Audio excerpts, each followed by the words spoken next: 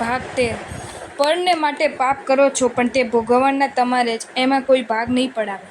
જે કુટુંબને માટે કરે છે વિવિધ કર્મો હોશથી, પણ કર્મને ઉદય કુટુંબી કોઈ તૂટ સાથી નથી.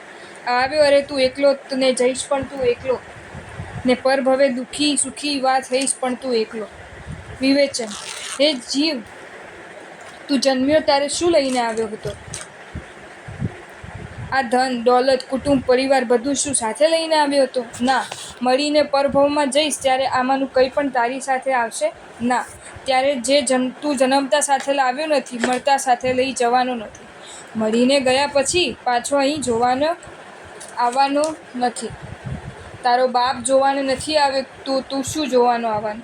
જે આદિમાં નથી અંતે નથી તો થોડા સમયને માટે મારું કરીને શા માટે વચમાં દુઃખી થાય છે? એના માટે શા માટે ક્રૂર કર્મ કરે છે? જે કુટુંબ માટે તું સાચા જૂઠા આરંભ સમારંભ વેપાર ધંધા કરે છે, એથી તને મહાકર્મો બંધાય છે. સંપત્તિનો ભોગવટો બધા કરે છે, પણ એ કર્મો તો તારે એકલાને જ ભોગવવા પડશે.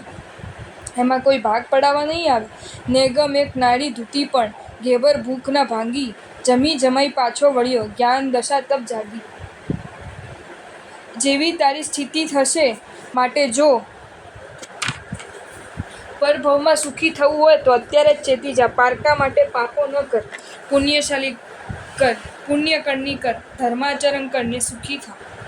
આત્મા એ જ આત્માનો શત્રુ છે ને મિત્ર છે. તું જ શત્રુ કે તું જ મિત્ર એવી કોઈ વ્યક્તિ નથી. તારા વિના આ વિશ્વમાં એ કોઈ પણ શક્તિ નથી. સંસારમાં સંસર્ગ તેવો તું જ તારો શત્રુ છે. સ્વભાવમાં રમતો ખરેખર તું જ તારો મિત્ર છે.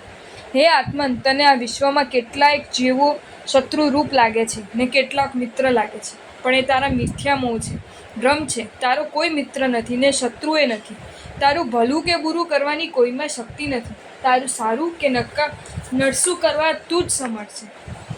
સુખી થવું કે દુઃખી થવું તારે આધીન છે. સંસારમાં પ્રભાવમાં આસક્તિ ધરીશ તો દુઃખી થઈશ, તું જ તારું બગાડીશ. સ્વભાવમાં રમીશ, આત્મા રમણતા કેળવીશ તો સુખી થઈશ ને તારા આત્માનો ઉદ્ધાર કરીશ.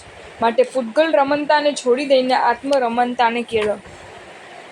ધર્મ અને ધર્મીજનો સામેનો બકવાટ એ મહામિથ્યાત્વનું તાંડવ છે. મિથ્યાત્વ વિષધર વિષ ચડે છે જે સમે આ આત્મને. શ્રદ્ધાંગ થાય શિથિલ ને થાય પ્રમાદી તે સમે. નિંદે વિશેષે ધર્મીજનને નાસ્તિકોને સંગ્રહે, ખુલ્લા કરે મર્મો ગુરુના પાપ વૃત્તિને વહે. જ્યારે આ આત્માને મિથ્યાત્વ રૂપી નાગ ડસે છે ને તેનું ઝેર ચડે છે, મિથ્યાત્વ પિશાચ વળગે છે, મિથ્યાત્વ ભૂત ભરાય છે, ત્યારે તેનું શ્રદ્ધા શરીર શિથિલ થઈ જાય છે, એ ખવાઈ જાય છે, નાશ પામે છે.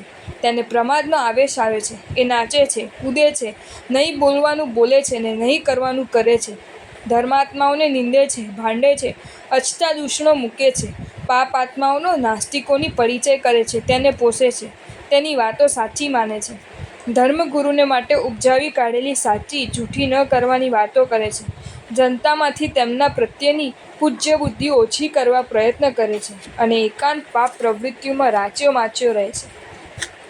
અંતે ઘોર પાપ બાંધી દુઃખી થાય છે. માટે હે ચેતન, એ મિથ્યાત્વ તારી પાસે ન આવે, તને તેનો બળગાડ ન લાગે એ માટે સચેત રહેજે. સમ્યક્ત્વને દ્રઢ કરજે ને સુખી થજે.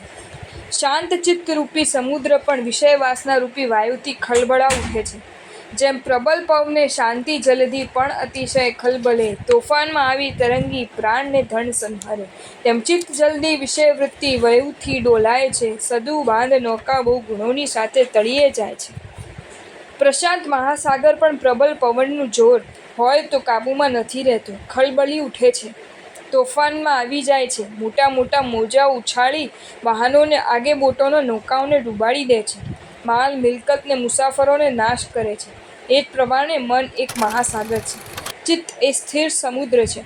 સદ્બુદ્ધિ રૂપી નાગ અનેક ગુણ રત્ન ભરેલું તેમાં તરે છે. બુદ્ધિમાન આત્મા એ કપ્તાન છે. તેની એક સરખી ગતિ ત્યાં સુધી રહે છે કે જ્યાં સુધી વિષય વૃત્તિ રૂપી વાયુ વાયો નથી. જો એ વાયુ જાગ્યો તો બધી બાજુ ઊંધી વળી જશે.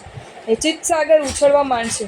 સદબુદ્ધિ નૌકાને ઉલટાવી નાખશે, કપ્તાનને પણ બેકાબૂ બનાવી દેશે ને બધા નીચે તળિયે જઈને બેસશે. માટે એ વાયુને વાદ્ય એની હે ચેતન, સાવચેતી રાખજે, એ તારે આધીન છે. વિષય વાસનાને નાબૂદ કરો ને સદબુદ્ધિ નાવમાં બેસી પાર પડો. ગુણરત્નને સાચવો ને વધારા સુખી થાઓ. મળેલ સામગ્રી સર્વ અલ્પકાળ માટે છે, માટે શ્રેય કરો, શ્રેય કરો. સંધ્યા સમયના વાદળા સરખી સમૃદ્ધિ જાણવી, જીવન દશા પણ પાણીના બુદ્ધબત સમી નિર્ધારવી. નદી વેગની જેવી જુવાની કેટલા વર્ષો રહે, વિચારીને હે જીવ તારું શ્રેય શેમાં તે કહે.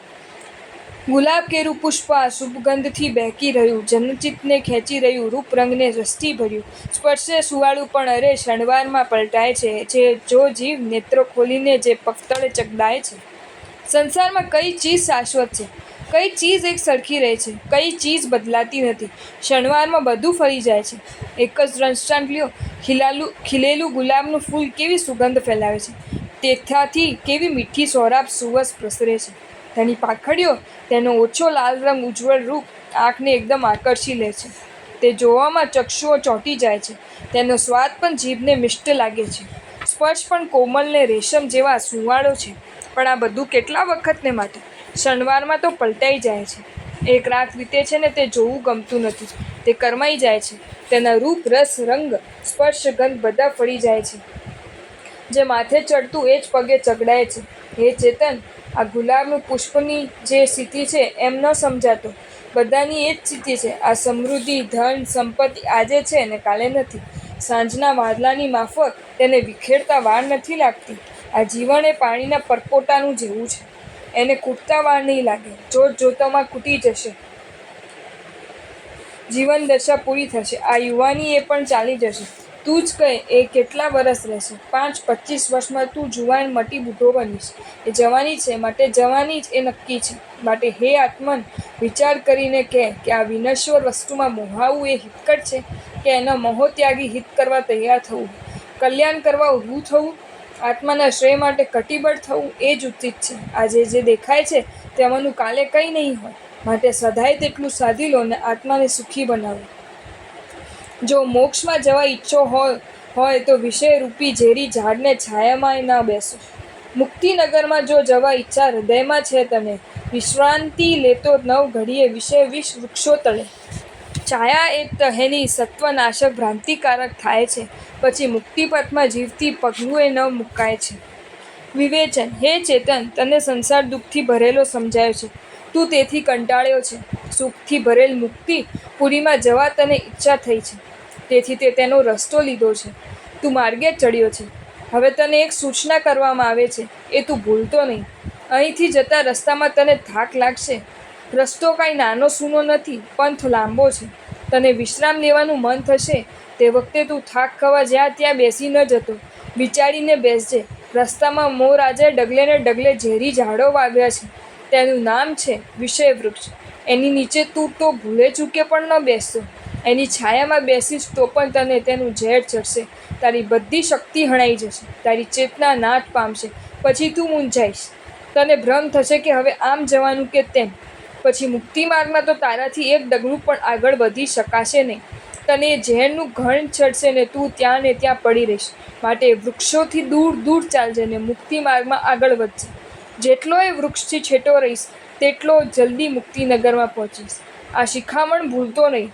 શેઠની શિખામણ ઝાંપા સુધી એવું કરતો નહીં. બસ જા, ચાલ્યો જા, આગળ વધ ને શિવસુખને અનુભવ. એથી સંસારા સારતા વર્ણ નોધિકાર સંપૂર્ણ. જો તમને આ વિડીયો ગમ્યો હોય તો આ વિડીયોને લાઈક કરો અને મારી ચેનલ જૈન ફેક્ટ્સ એન્ડ સ્ટોરીઝને સબસ્ક્રાઈબ કરો. ધન્યવાદ.